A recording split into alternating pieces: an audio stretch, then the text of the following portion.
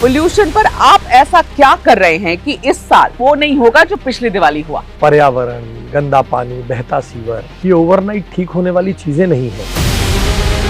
शायद हम उन एक्सपेक्टेशंस उतनी गति से पूरी नहीं हो रही होंगी। इस साल हमें उतनी परेशानी नहीं झेलवाएंगे ना पिछली बार के जैसे। स्कूलों को जो मन में आता है वो करते हैं। 4 बच्चों के नाम काट दिए, क्यों काटे? पी नहीं मिला। आप लोग हैंडल ही नहीं कर पा रहे। तो स्कूल के मामले में किससे हार रहे हैं आशीष भाई? आप आम आदमी पार्टी से हार रहे हैं स्कूल के मामले में, नहीं हार या ये स्कूल्स हैं उनसे हार रहे हैं? हम कहीं नहीं पिछड़ रहे। हमने उसमें कहा अप्रूव्ड फीस चार्ज करेगा। क्या करें? जो 4 बच्चों को निकाल दिया उस स्कूल से, कुछ करेंगे आप? बिल्कुल, कोई हिम्मत नहीं कर सकता। मैं आपको बता रहा हूँ, अगर दिल्ली के स्कूल अच्छे हुए थे तो ये जितने डिजिटल इंटरवेंशन, एआई इंटरवेंशन होने चाहिए थे एनईपी के, ये होने चाहिए था, नहीं होने चाहिए? मैं आपसे सवाल पूछता हूँ। 600 स्मार्ट बोर्ड्स टूटे फूटे से, वो भी सीएसआर पे टंगवाए गए। 129 बिल्डिंग डिलैपिलेटेड कंडीशन में है। आप अपने बारे में बात करिए, ये आपकी बात है। 2025 के आंकड़े लेकर फिर चले गए आप केजरीवाल के पास। 100 AI enabled language labs, digital books available है, नई लाइब्रेरीज को हमने इक्विप कर दिया। 75 सीएम श्री स्कूल चालू है, फंक्शनल है। ये 75 स्कूल में हो गए हैं। हाँ जी, ये सब 31 मार्च तक कंप्लीट हो जाएंगे। 31 मार्च तक। देखिए, ये सारी प्रॉमिसेस कैमरा पर हो रही है। 100% नहीं आप 100%। पिछले दिनों एआई समिट में जो हुआ गलगोटिया यूनिवर्सिटी को लेकर, आपने कुछ किया, कुछ बोला उन लोगों से कि ऐसी चीज मत करिए हमारे देश के लिए कि इतनी शेम लेकर आए? उससे बड़ा शेम तो टॉपलेस होके लोग घूमे और अपने को बेशर्मी से गांधी से कंपेयर कर रहे थे, गांधी जी से। उससे बड़ी शेम तो मुझे लगता है वो है। पूछा मैंने गलगोटिया के बारे में, आप ले गए शर्टलेस पर। गलगोटिया पे आप लोग कुछ जवाब दे भी नहीं रहे हैं। अब ये जो जहाँ कूड़े के हैं आपके पहाड़, कभी क्रॉस करिए ना उन सब जगहों को जो हम क्रॉस करते हैं। अरविंद केजरीवाल जी वहाँ फोटो खिंचवाने के लिए गए थे। नगर निगम जिता दो, चुटकी में खत्म कर दूंगा। दिल्ली तो रोज 14-15 हजार मीट्रिक टन कूड़ा रोज निकाल रही है। एक लीगेसी वेस्ट को खत्म करते जाएंगे। जो अभी वेस्ट आएगा उस वेस्ट को साथ ही साथ ट्रीट करते जाना है। जितनी सारी चीजें बोल रहे हैं ना आशीष भाई, सुनने में इतना अच्छा लग रहा है कि कायाकल्प ही होने वाला है। एक थोड़ा सा डिस्टर्बिंग इंसिडेंट हुआ होली वाले दिन। 26 साल के एक हिंदू लड़के की हत्या हो गई वहां पर। जो लेटेस्ट आंकड़े हैं, बताया जा रहा है कि दिल्ली में क्राइम 8% से बढ़ी है। सेंटर में आपकी सरकार डबल इंजन, ट्रिपल इंजन, पता नहीं कितने इंजन। हमारी सरकार की इसमें जीरो टॉलरेंस है और जो घटना हुई है उससे हम भी पीड़ित है। In last 11 years were made to die. We are reviving all these institutions. मतलब इतना भी आप केजरीवाल जी के ऊपर डाल दीजिएगा। आपके राज में 8% बढ़ा है यहाँ पर क्राइम, तो उसका जवाब आप देंगे। इतनी बड़ी केस माउंट करी आप लोग ने अरविंद केजरीवाल के ऊपर, पर कोर्ट को तो लगा नहीं कि आपके बातों में दम है। छूट गए अरविंद केजरीवाल जी। भी स्टेटमेंट सत्य है। जमानत पे छूटे आदमी के बयान पर आप मुझसे जवाब मांग रही हैं। अरे भाई, कोर्ट में तो आप लोग ने कुछ प्रूव ही नहीं कर सके। छूटे कैसे? ये बड़ा आरोप लगते हैं पत्रकारों पे, बड़े आरोप लगते हैं गोदी मीडिया के, इसलिए आप हमें बोलने नहीं देते। इसमें तो फंस गए आप लोग। मेरे स्टूडेंट डेज का घटना मैं देखता हूँ कि नो वन किल्ड जैसी का जनता खुद देख के विश्वास करती है ये आदमी विश्वास करने योग्य है या नहीं है।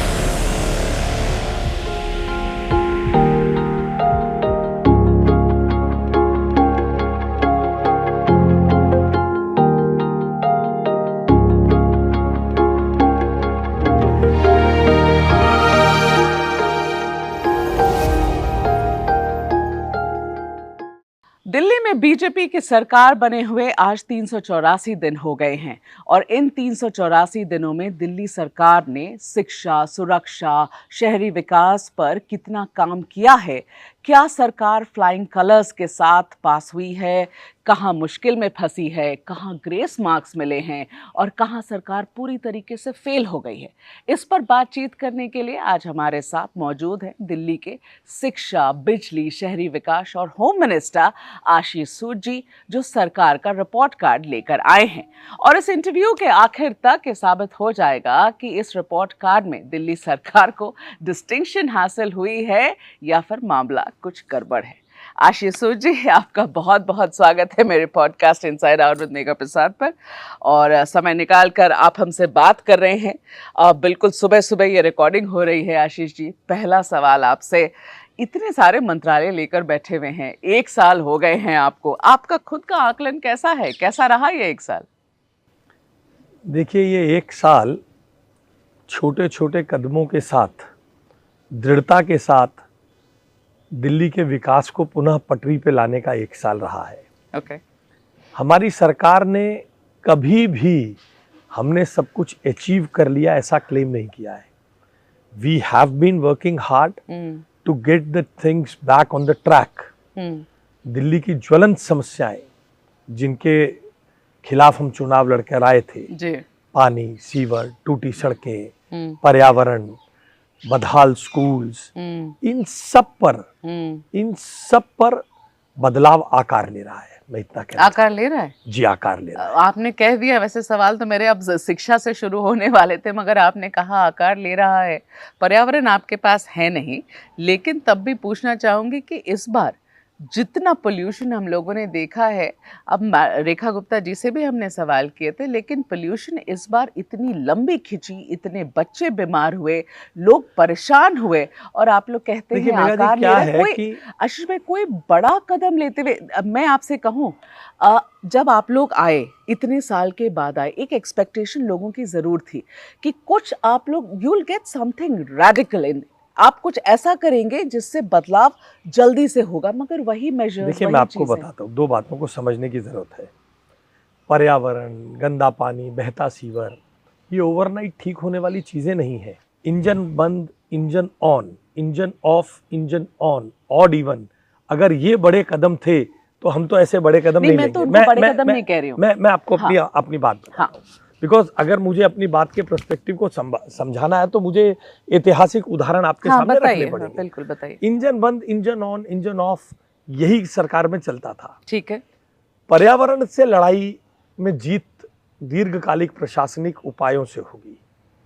दिल्ली के PM 2.5, PM 10 को कंट्रोल करने के बाद होगी।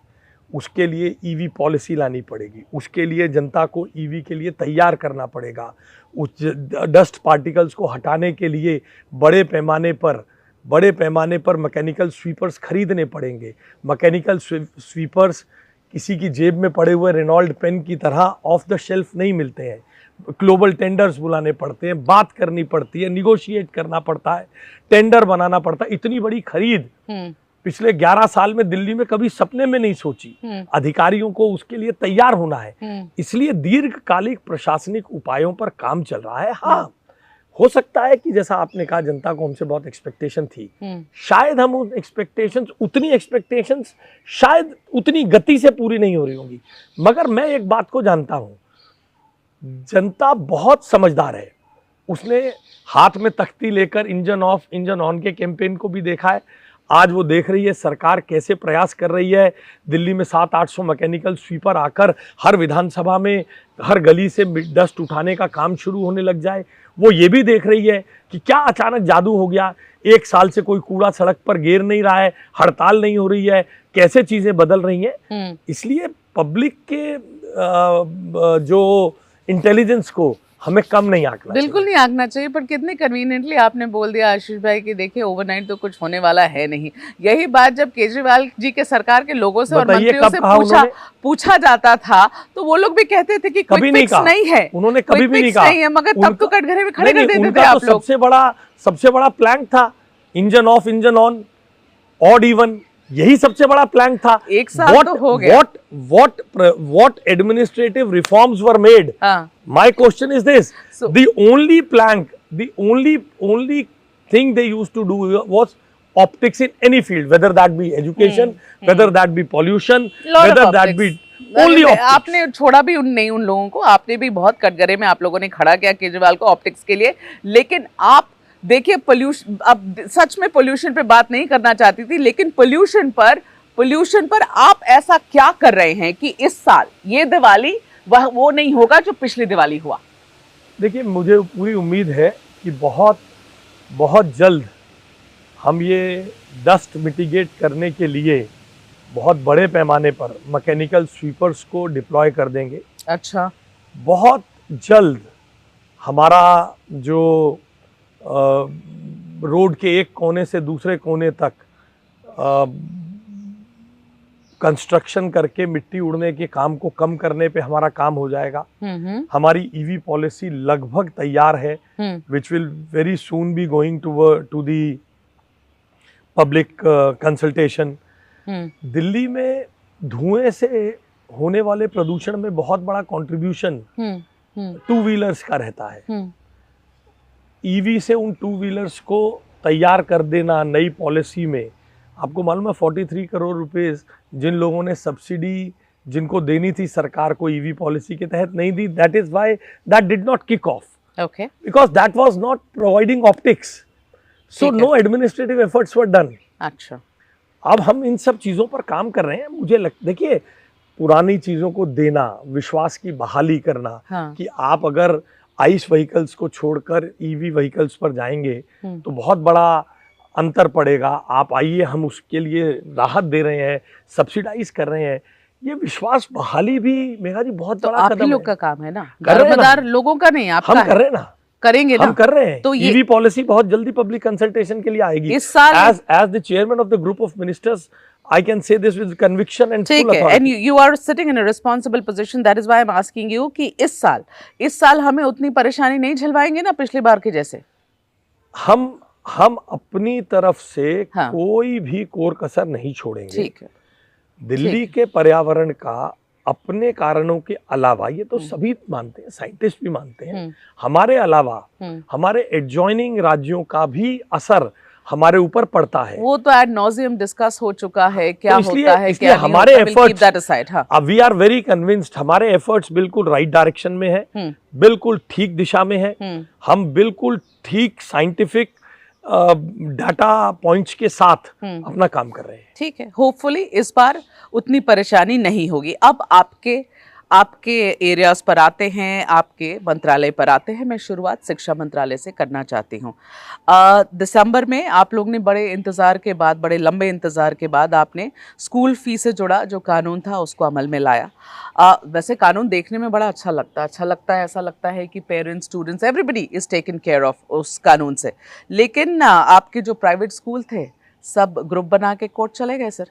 अब जब वो ग्रुप बना के कोर्ट चले गए, अब आप जैसे वर्ड लोग यूज़ करने लगे हैं, स्कूल माफिया, मैं नहीं इस्तेमाल कर रही हूँ, लोग यूज़ कर रहे हैं ये वर्ड स्कूल माफिया। ऐसा लगता है कि उनको अपर हैंड हो गया है, आप पिछड़ रहे हैं उस लड़ाई में उनके साथ। दूसरा ये है कि आपको एक बात बताऊं, आपकी ये जो आप कानून लेकर आए हैं उसमें एक क्लॉज ये है, और मैं स्पेसिफिकली आपसे पूछना चाहती हूँ क्योंकि जिन बच्चों के साथ ये हो रहा है उनके लिए सवाल जवाब बहुत महत्वपूर्ण है आशीष जी।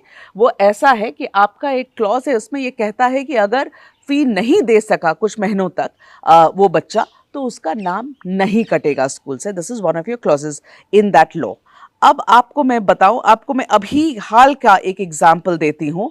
यहाँ ईस्ट मयूर विहार का एक प्राइवेट स्कूल है, 4 बच्चों के नाम काट दिए। क्यों काटे? फी नहीं मिला। उनको तो कोई मतलब ही नहीं है, मंत्री जी लेकर आए लॉ, क्या फर्क पड़ रहा है, सरकार बोलते रहे, कोर्ट में मामला है। स्कूलों को जो मन में आता है वो करते हैं, आप लोग हैंडल ही नहीं कर पा रहे। देखिए, आपके सवाल में ही आपका कॉन्ट्रडिक्शन है। नहीं, एक तो मैं बताता हूँ ना, मेरे कहने के बाद तो मेरे को कहने तो बोलिए।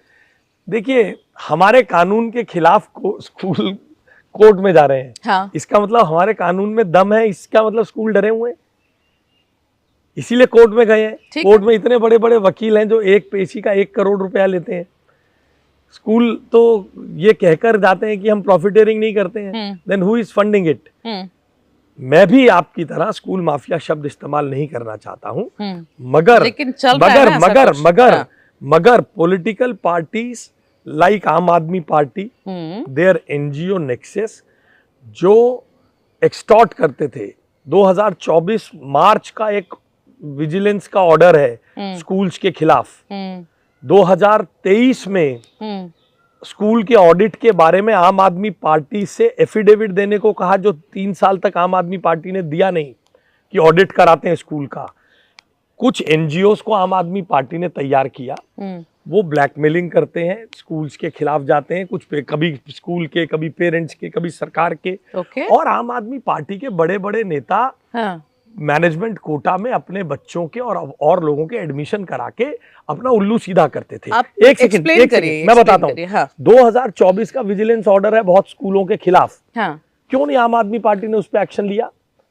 हमें तो अभी धीरे धीरे ये कागजात हमारे काबू में आ रहे हैं। अच्छा। हमने तो आते ही जब देखा कि भाई ये कैसे स्कूल के बाहर पेरेंट्स का धरना है, ये स्कूल एग्जिस्टेंस में क्यों आए? ये एग्जिस्टेंस में इसलिए आए क्योंकि सरकारी स्कूल लगातार पिछले 27 साल से बदहाल होते चले गए, लोगों का सामर्थ्य बढ़ता चला गया। आपने यहाँ अच्छी एजुकेशन नहीं दी, प्राइवेट स्कूल देने लग गए, वो लोग वहाँ चले गए। मगर उनमें से कुछ एक वर्ग DSEAR का जो 1973 का सेक्शन 17(3) में कि केवल इन्फॉर्म करना है at the beginning of the year, और उसमें भी केवल जिन स्कूलों ने लैंड दिल्ली भारत सरकार से या दिल्ली सरकार से DDA से ली है उनको करना है। इसके चलते बहुत सारा मिसमैनेजमेंट स्कूल्स की फंक्शनिंग में था। हमने एक कानून बनाया, हमने बिल्कुल अच्छी विल के साथ, अच्छी इंस्टिंक्ट के साथ एक कानून बनाया कि पेरेंट को पता है कि मेरे बच्चे को अच्छी लाइब्रेरी मिल रही है या नहीं मिल रही है, अच्छी कैंटीन सुविधा है या नहीं है, अच्छा प्लेग्राउंड है या नहीं है, whether he is giving some exposure by way of some excursions और सम टूर्स, या वो बिल्कुल किताबी कीड़ा बना रहा है बच्चे को स्कूल, तो कितने पैसे मुझे इस स्कूल पर देने हैं। तो पेरेंट्स, टीचर्स, मैनेजमेंट और DOE की देखरेख में फीस की फिक्सेशन हो। इसमें कुछ लोग, कुछ स्कूल्स जिनको लगता है कि हमारा ये जो एक तरीके से फिefdom था वो छिन जाएगा, वो कोर्ट गए हैं। देश में ऐसा कानून है, कोई भी जा सकता है, मगर जो लोग इस कानून के खिलाफ कोर्ट में गए हैं उनके साथ आम आदमी पार्टी के लोग पॉडकास्ट करते हैं, उनके साथ बैठ के मजा मनाते हैं। हम तो ये कंस्ट्रक्टिव विपक्ष की भूमिका उनको मानते, अगर वो आते विधानसभा में। स्कूल के मामले में किससे हार रहे हैं आशीष भाई? आप आम आदमी पार्टी से हार रहे हैं स्कूल के मामले किसी में, से नहीं हार या रहे। ये स्कूल के ग्रुप के हम जो किसी से नहीं हार रहे, उनसे हार रहे हैं? मैं आपको बताता हूं, पिछड़ कहाँ रहे हैं? हम कहीं नहीं पिछड़ रहे, हम कहीं नहीं पिछड़ रहे। क्या कोर्ट ने उनको स्टे दे दिया? तो स्कूल तो अपनी मनमानी कर रहे हैं। अभी देखिए, आप तो रोक ही नहीं पा रहे हैं ना। पिछली लोअर कोर्ट में भी जब ये हुआ और हाई कोर्ट ने जब लास्ट सुना और 12 मार्च तक कहा, तब तक हाई कोर्ट ने ये कहा अगर SLFRC जब तक नहीं बनेगी तब तक पुरानी फीस चार्ज करनी है, पुरानी फीस ही चार्ज करनी पड़ेगी। तो फीस बढ़ाने के लिए तो कोर्ट ने ही रोक दिया। ठीक है, अब जब SLFRC बन जाएगी, तीनों लोग मिलकर फीस का निर्णय करेंगे तो उसके आधार पर फैसला होगा। रहा आपका हाँ। ये कोर्ट में चला गया, बहुत जल्दी होगा। मगर कोर्ट से हम ऑर्डर्स टू रिमूव डिफिकल्टी के अंतर्गत जब हमने नया 1 फरवरी को नया order to remove difficulty notify किया, तो उसके बाद उसको भी रोकने की कोशिश की। तो कोर्ट ने यहाँ तो सरकार का स्टैंड को माना ना कि भाई ठीक है, अगर SLFRC बनाना आप जुलाई में चाहते हैं तब तक फीस उतनी ही चार्ज करेंगे जितनी पुरानी थी।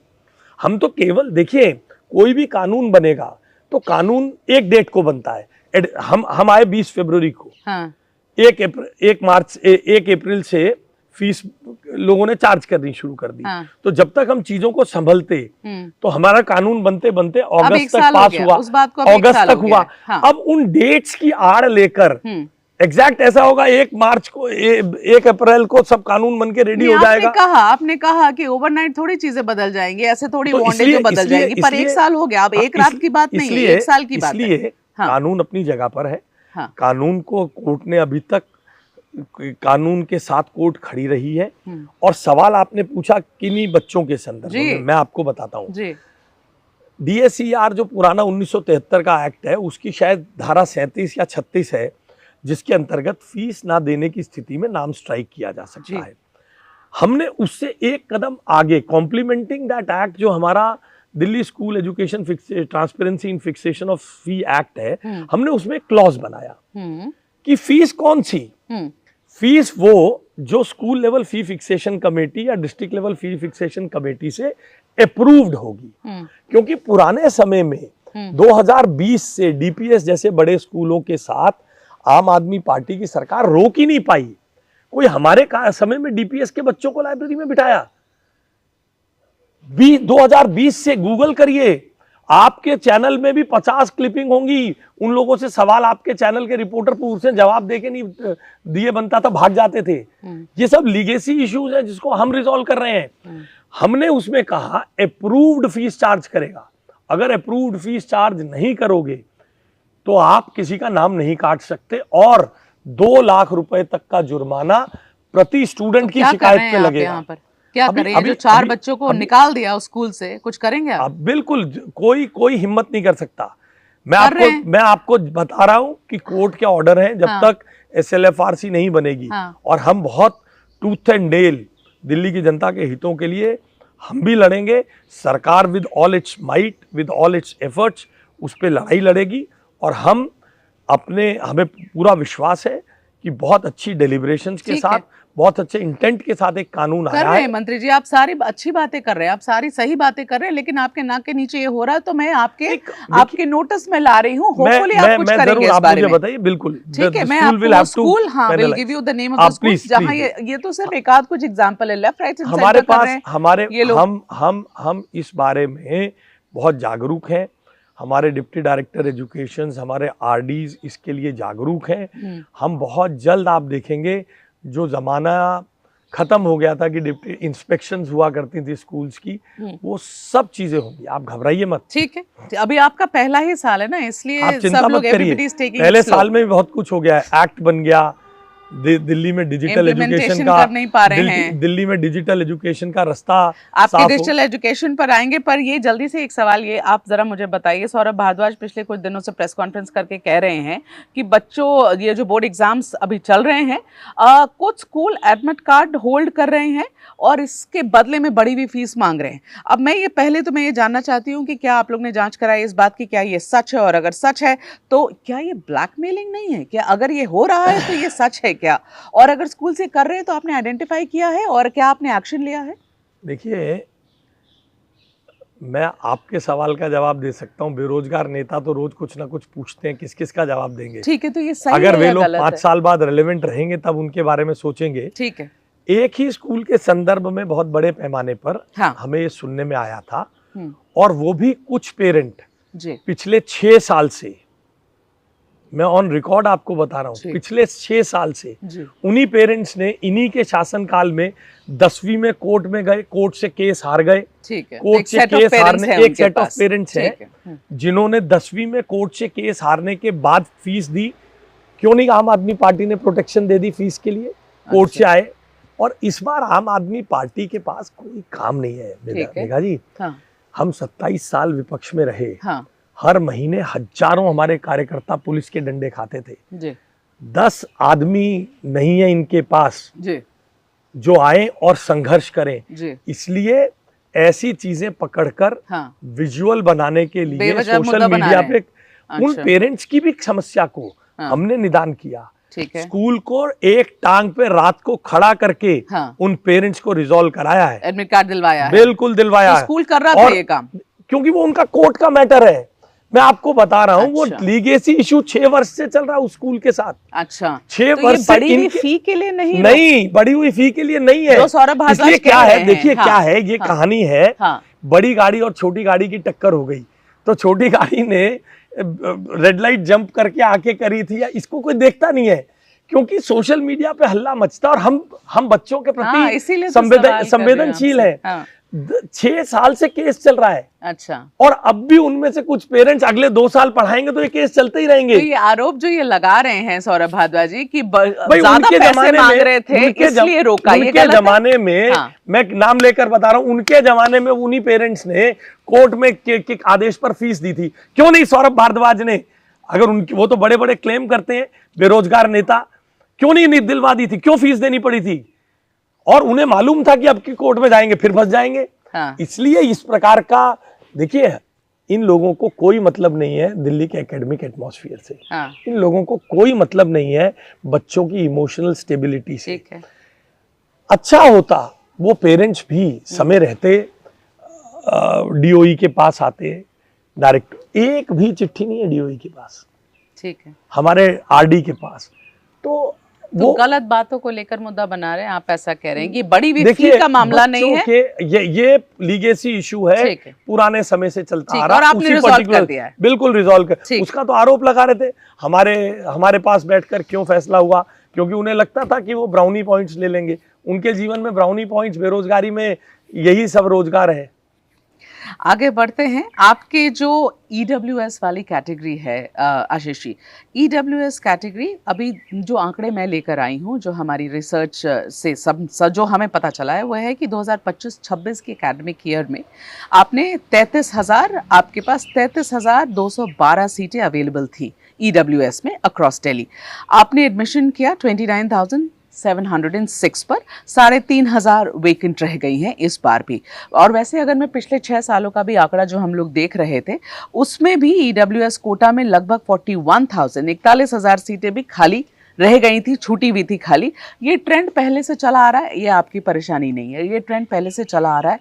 पर मैं जानना चाहती हूँ आशीष जी, मैं इतने बच्चों को जानती हूँ, इतने गरीब बच्चों को जानती हूँ जो कुछ भी करेंगे वहाँ एडमिशन लेने के लिए, क्यों ये 3,000 4,000 सीटें खाली छोड़ देते हैं आप लोग? उसमें एक कोटा है, हाँ, CWS, children with special needs का एक कोटा है। जी जी जी। अमूमन वही सीट खाली रह जाती है जी। हम कुछ इवैल्यूएट कर रहे हैं, हाँ, हम कुछ एक्सपर्ट्स को भी रोप इन कर रहे हैं कि क्या हम बाद में उन्हें खोलते भी हैं, हाँ, मगर कुछ कॉन्स्टिट्यूशनल मैंडेट्स भी हैं जिनको हमें मानना पड़ता है, और हम मानते हैं कि हम थोड़ा धीरे धीरे प्रोत्साहित करके देखें वो लोग चिल्ड्रन विद स्पेशल नीड्स भी और आगे इसमें आए, उनको और मेन स्ट्रीम के बच्चों के साथ पढ़ने का अवसर मिले। हम इस ओर प्रयास कर रहे हैं, प्रयास करेंगे इस बार और बेहतर हो। कितने स्पेशल नीड बच्चों को आप देते हैं हर साल, क्या नंबर्स, एनी आइडिया? लगभग ये जो 3,000 सीटें बच जाती हैं, ये उसी में होती है, लगभग 4,500-5,000 का कोटा रहता है। अच्छा। मैं एग्जैक्ट बिल्कुल 4,600 होंगी ऐसा एग्जैक्ट मेरे को इस समय स्मरण नहीं है जी, मगर उतना सीट्स रहती हैं, उनमें से कुछ भरी जाती हैं। हम बार बार करते हैं, 3, 4, 5 राउंड्स निकालते हैं, और हम इस बार और थोड़ा ध्यान देने की जरूरत है आशीष जी। हाँ, बिल्कुल बिल्कुल, क्योंकि एक सीट यहाँ उन गरीब बच्चों के लिए तो लाइफ चेंजिंग है। हम तो प्रयास कर ही रहे हैं इस बार, इसलिए उस नए पोर्टल को और ट्रांसपेरेंट और सर्वस्पर्शी बनाने का प्रयास किया गया है। ओके, ठीक है। आपने कुछ 27,000 इस बार आपकी बजट में जो एलोकेशन हुआ है 20,000 करोड़ से बढ़ाया है स्कूल की बजट आप लोगों ने। अब दिल्ली में शिक्षा की स्थिति, आशीष जी आप मेरे सामने बैठे हैं, in comparison to 10 years of Arvind Kejriwal, और आपका अभी 1 साल जहां आपने बजट में बढ़ोतरी करी है, आप कह रहे हैं आप काम करने की कोशिश कर रहे हैं। जो लोग आपको सुन रहे हैं वो ज़रा बताएं कि जो पुरानी स्थिति थी और आज की जो स्थिति है उसमें कितना बदलाव है। पैसे के हिसाब से तो 20,000 करोड़ बड़ा नंबर है जो आपने स्कूलों के लिए लगाया है। देखिए, पुरानी सरकार का शिक्षा मॉडल पड़पड़गंज और राउज एवेन्यू के 2 स्कूलों के बीच में चलता था, क्योंकि मीडिया को वहाँ सेंट्रली घुमाने में आसानी रहती थी। एक पड़पड़गंज का स्विमिंग पूल दिखाते थे कि जैसे बड़ा कमाल कर दिया। मैं जहाँ पढ़ता था पश्चिमी दिल्ली में 1982 से भी पहले पुरंग स्कूल में और टैगोर गार्डन के स्कूल में स्विमिंग पूल थे। ऐसा पब्लिसिटी प्रचारित किया गया, पता नहीं स्विमिंग पूल दिल्ली के सरकारी स्कूलों में पहली बार बना है। रजौरी गार्डन के स्कूल में मैं जब 80-81 में, हम 81-82 में 10वीं में थे, तब से स्विमिंग पूल है। टैगोर गार्डन के स्कूल में तब से स्विमिंग पूल है। ये ऐसे दिखाते थे। राउज एवेन्यू के स्कूल में कुछ। आप मुझे बताइए, दिल्ली जैसी राज्य में जो भारत की राजधानी है, हमारा फैलाव क्षेत्रफल में बहुत बड़ा नहीं है, नंबर्स में बहुत बड़े नहीं है। 11 साल में अगर दिल्ली के स्कूलों की कायाकल्प होनी चाहिए थी तो क्या होना चाहिए था? दिल्ली का हर बिल्डिंग बढ़िया हो जानी चाहिए थी। दिल्ली के स्कूल्स में NEP के आधार में ICT लैब्स होनी चाहिए थी, पर एक्सपीरियंशियल लर्निंग और पर्सनलाइज लर्निंग के तहत की जरूरत को पूरा करने के लिए हमारे पास स्मार्ट क्लासरूम्स होने चाहिए थे, हमारे पास क्रोम बुक मॉडल जैसे कुछ मॉडल्स होने चाहिए थे। क्या हुआ? 600 स्मार्ट बोर्ड्स टूटे फूटे से, वो भी CSR पे टंगवाए गए। 600 टूटे बेंचेस, 129 बिल्डिंग डिलैपिलेटेड कंडीशन में है। मेरी विधानसभा के बच्चे मेरी सड़क के किनारे बिंदापुर के स्कूल में जाते हैं। 2022 से खतरनाक घोषित थी। बच्चे लगभग 4 किलोमीटर दूर A1 के स्कूल में आते हैं। ऐसे 20 उदाहरण हैं। 700 कमरे बने हुए हैं DTDC के साथ, जिनको पूरा ही नहीं किया गया। अरबों रुपए का गबन हो गया। एक्सपेंडिचर सैंक्शन और टेंडर अमाउंट के अंतर डिफरेंस और आज जो खर्चा दिखा रहे हैं उसके विपरीत इस छोटे से कालखंड में हमने क्या किया। आज दिल्ली के गरीब बच्चे को, जिसको आमतौर पे टेलीविजन की भाषा में जब बात करते हैं, अंग्रेजी में लोग कहते हैं अंडर प्रिविलेज्ड चिल्ड्रन, उनको उस प्रकार से एड्रेस किया जाता है। उनको हमने दिया क्या? आज उनके लिए इस 31 मार्च तक लगभग हम 9000 स्मार्ट क्लासरूम दे देंगे। पहले 7500 थे, हमने उसमें अपने क्लॉज को इन्वोक करके और बढ़ाकर इस साल 9000 तक कर देंगे। साथ ही साथ दिल्ली में 2014 के बाद एक भी ICT लैब नहीं बनाई। ICT लैब कैसी बनी थी? केंद्र सरकार के पैसे से। 10 कंप्यूटर कहा गया खरीदेगा, वो कंप्यूटर नहीं थे, मॉनिटर्स थे, उसके साथ एक CPU था, उस पे था। हमारे पास एक भी ऐसी लैब नहीं छोड़ के गए। 175 ICT लैब यानी 7000 new computers have been purchased. 100 AI enabled language labs, जिसमें फ्रेंच जर्मन के साथ साथ संस्कृत, कोई कन्नड़ सीखना चाहता है, कोई अपने को तमिल में एम्पावर करना चाहता है, कोई किसी और रीजनल भाषा को सीखना चाहता है, इतना ये हमने उपलब्ध कराया। 100 स्कूलों में डिजिटल लाइब्रेरी का अर्थ ये है कि डिजिटल बुक्स अवेलेबल है। नई लाइब्रेरीज को हमने इक्विप कर दिया। अब आप कहेंगे एक साल में ही तो इतना से ही क्यों किया? देखिए, कोई परचेज इतने सालों में हुई नहीं। अब हम लोगों ने भी अपने लर्निंग और future skill labs, multi sectoral skill labs, हमारे CM श्री स्कूल में मल्टी सेक्टोरियल स्किल लैब देश की पहली टेंडर है। कह रहे हैं इंप्लीमेंटेड है। ये मैं कह नहीं रहा हूं, मैं इम्प्लीमेंटेशन पर ही, मैं 31 मार्च को एग्जीक्यूटेड मिलेगा। अभी चलिए, यहाँ से 2 किलोमीटर दूर में आपको स्कूल दिखाता हूं। आपने ये कहा कि इसी मार्च 31 तक हाँ जी, दिल्ली बिल्कुल, के स्कूलों में 7000 क्लासरूम को स्मार्ट बना दिया जाएगा। 9000 हो जाएंगे। और आप अभी कह रहे हैं कि 31 मार्च तक 9000 हो जाएंगे। आशीष जी, हाँ जी, हमारे टेंडर में, हाँ बिल्कुल 100। आप चलिए, मैं आपको स्कूल वाइज डिटेल देता हूँ। इसीलिए मैं बन गए अभी तक कितने बन गए? मैं आपको बताता हूँ। अब हर पहले क्या था, पड़पड़गंज ले जाओ और राउज एवेन्यू ले आओ। शाम को किसी किट्टी पार्टी में मिलो किसी फॉरेन के फ्रेंड को, उसे लाओ, देखो जी फॉरेन के लोग आए हमें देखने के लिए। आप मेरी बात तो बताइए ना, आप मेरी बात बताइए। आप पहले मेघा जी मेरी बात सुनिए प्लीज, पहले मेरी एक बात बोलिए।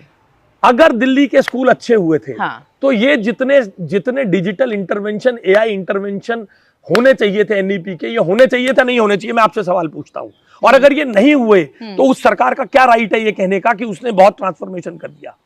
सिवाय 4 लोगों को फिनलैंड में भेजने के दिल्ली टीचर्स यूनिवर्सिटी बनाई थी। कुछ नहीं किया केजरीवाल ने, बिल्कुल कुछ नहीं किया। हिलरी क्लिंटन को ऐसे ही ले जाकर दिखा रहे थे। देखिए ये PR एक्सरसाइज होती है, ये सब PR एक्सरसाइज है। ये बाहर वाले लोगों ने जो अच्छा, आप एक काम करिए, लिखित में RTI पे डायरेक्टोरेट से पूछिए कि कितने लोगों को आपके स्कूल में भाई कोई आएगा विदेशी मेहमान तो डायरेक्टोरेट को चिट्ठी लिखेगा ना, ठीक है, मैं आपके यहाँ आना चाहता हूँ। आप RTI से मांग लीजिए, पता चल जाएगा। क्या आप कहना क्या चाह रहे हैं? मैं ये कहना चाह रहा हूँ जो मैं पहले कह रहा था। शाम को किसी पार्टी में मिले और पता चला अच्छा आइए दिखाएं, और उसको आपने बना दिया कोई दिखाने आया, उसको लर्निंग से कोई डॉक्यूमेंट तैयार हुआ, उन्होंने कोई डॉक्यूमेंट दिखाया, उन्होंने कोई डॉक्यूमेंट इंटरवेंशन लिखा। हवा में केजरीवाल ने आप किया लिखित और मनीष मैं तो आपको चुनौती दे रहा हूँ ना, हवा में कुछ आप नहीं मुझे किया, गलत आप लोग कर रहे हैं। आप मुझे गलत साबित करिएगा, RTI के माध्यम से पूछ लीजिए डायरेक्टोरेट से। तो आप स्कूल तो आपकी जिम्मेदारी है ना। आपने PM श्री स्कूल के तर्ज पर भी ये बोला कि हम 75 CM Shri 100 you said CM Shri school खोलने का आपने वादा किया, आपके मैनिफेस्टो में लिखा, हम आपके मैनिफेस्टो पढ़ रहे थे। हाँ जी, इस साल 75 तैयार किए। ठीक है, आप इसकी इम्प्लीमेंटेशन में लोग कह रहे हैं देरी हो रही है, लेकिन हमने भी देखा स्टेटस क्या है आपका। फिलहाल 75 स्कूल में ये योजना शायद अब आप बताएंगे, शायद लागू हो गई है या करने वाले हैं आप लोग? 75 सीएमसी स्कूल चालू है, फंक्शनल है, जिसमें ये सब चीजें जो हमने आपसे अभी बताई, हाँ, AI enabled smart classrooms, ICT labs, language labs, multi sectoral skill 75 labs school में हो गए हाँ हैं? जी, ये सब हो 31 मार्च गए तक कंप्लीट हैं। हो जाएंगे। 31 हो मार्च जाएंगे। तक चल रहा है, काम चल रहा है। मैंने आपको बताया मेघा जी, हाँ। सुनिए, देखिए आप किसी- लोग वो नहीं करिएगा ना जो मैं पिछली आपको सरकार कर रही थी। आप मेरी बात तो सुनिए हाँ। जरा पेशेंस के साथ। हम्म। मैं कह रहा हूँ 700 से ज्यादा स्मार्ट क्लासरूम नहीं थे, वो भी CSR पे थे। ठीक है। हमने इतनी बड़ी परचेज की है, हम्म। पब्लिक के पैसे से परचेज होनी है, हम्म।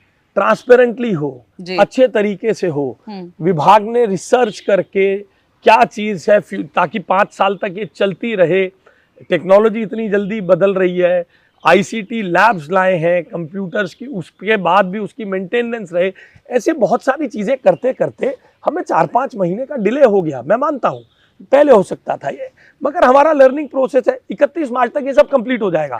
All these tenders have been awarded, they are in the supplies are being brought to the school. The classrooms will be ready. Yes, The smart yes. classrooms will be Yes. ready by 31st First March. March, आशीष 9,000. सूद जी को अगर मैं 31 मार्च की सुबह phone करूंगी कि आशीष मैं सूद जी आपको- आपके 75 स्कूल आप बता अगर दो जो आपके मैं एकदम 75 स्मार्ट नहीं, स्कूल्स हो गए। मैं उससे ज्यादा 8-9 हजार कमरे दिखाऊंगा आपको, जहाँ 75 स्कूल के तो हर कमरा होगा। हाँ। और बाकी भी, मगर उसकी शर्त एक होगी। 9,000 हाँ, कमरे दिखाएंगे आप 31 मार्च बिल्कुल को। दिखाऊंगा। ABP न्यूज को दिखाएंगे आप, ये बताते हुए कि आपके स्मार्ट क्लासरूम्स मगर देखिए, बन गए, शर्त ये ICT होगी। लैब्स बन गए हैं। शर्त क्या ये शर्त होगी, है? शर्त शर्त ये क्यों होगी लगाते कि हैं? नरेला में चलना पड़ेगा देखने वहां की क्लासरूम, नजफगढ़ में चलना पड़ेगा, लुटियंस दिल्ली के आसपास भी स्कूल अच्छे हुए हैं, दूर दराज दिखाऊंगा। हमारा मॉडल ये पड़पड़गंज और क्यों इसके बीच में लटेंस नहीं- गली में, लटेंस में गरीब बच्चे नहीं मिलते मैं हैं कब क्या? कह रहा जो हूं? वर्कर्स है बेचारे, जो घर में थोड़ा- काम करते हैं, थोड़ा उनके आपको बच्चे भी तो थोड़ा है ना। दूर चलने के पड़ेगा ना चलेंगे। देखने। मगर आप ये देखिए, ये सारी प्रोमिसेस कैमरा पर हो रही है आशीष भाई, 100%, छूटेंगे नहीं आप। 100%। ठीक है, चलिए। ये हाँ? प्रधानमंत्री जी के मार्गदर्शन में दृढ़ राजनीतिक इच्छा शक्ति से रेखा गुप्ता जी के नेतृत्व में चलने वाली सरकार है।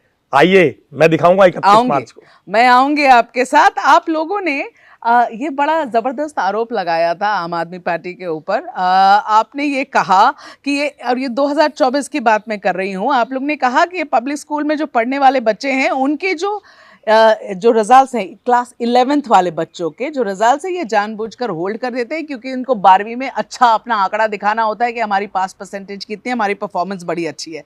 लेकिन अब देखिए, ये हम लोग भी तो बैठ के कुछ कंपैरिजन, हम भी पढ़ाई करते हैं ना। आप लोग क्लेम करते हैं, पर आपके क्लेम्स को चेक करना हमारा काम है। 2025 में जब बोर्ड के रिजल्ट आए, 2024 में आप लोग ने आरोप लगाया, उसके रिजल्ट 2025 में एकेडमिक ईयर के जब बोर्ड के रिजल्ट आए तो दिल्ली सरकार के स्कूल की पासिंग परसेंटेज 96 थी, 96% से ज्यादा थी।